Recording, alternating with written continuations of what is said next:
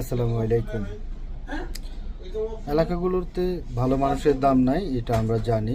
আগে যদিও কেউ কোনো একটা আমলে কিছুদিন আগেও কেউ ক্ষমতার বলে, কেউ বেশি শক্তির বলে জোর করে হলেও তাকে ভালো মানুষ হিসাবে এলাকাতে গণ্যায়ন করতো, জোর করে তাকে ভালো মানুষ বানানো হতো। সেই দিনগুলোর পরে এত কিছু হয়ে গেল, আজকে একটা দেশ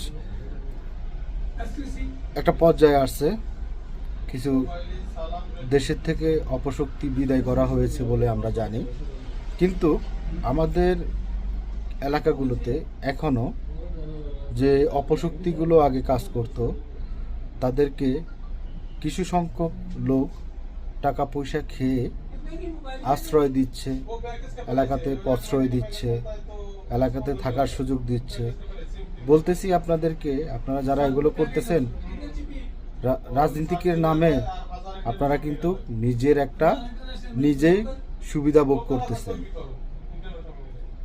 এই যে আপনার ছাত্রলীগের সন্ত্রাসী ছিল, ছাত্রলীগের ওয়ার্ড সেক্রেটারি ছিল, সভাপতি ছিল, এই ছেলেগুলো দীর্ঘদিন বিদেশ ছিল, এখন দেশে গেছে। এদেরকে আপনারা কেউ জামাত শিবির, কেউ টাকা পয়সা খেয়ে এলাকাতে জায়গা দিচ্ছেন, প্রশ্রয় দিচ্ছেন। ভালো হচ্ছে না এগুলো, আমরা সবই খবর পাই, সবই দেখতে পাচ্ছি। যারা এখনো বিদেশের মাটিতে আসে এলাকার উন্নয়নের নামে, এলাকার গরিব দুঃখীর নামে মানুষের কাছ থেকে হাত পেতে টাকা নিয়ে তাদের নিজের পকেটে ঢুকায়, এইসব ছেলেপেলেদের পকেট থেকে আপনারা জামাত শিবিরের লোকজনে টাকা খেয়ে তাদেরকে এলাকাতে প্রশ্রয় দিচ্ছেন, তাদের সাথে এলাকাতে ঘুরতেছেন, শোডাউন করতেছেন।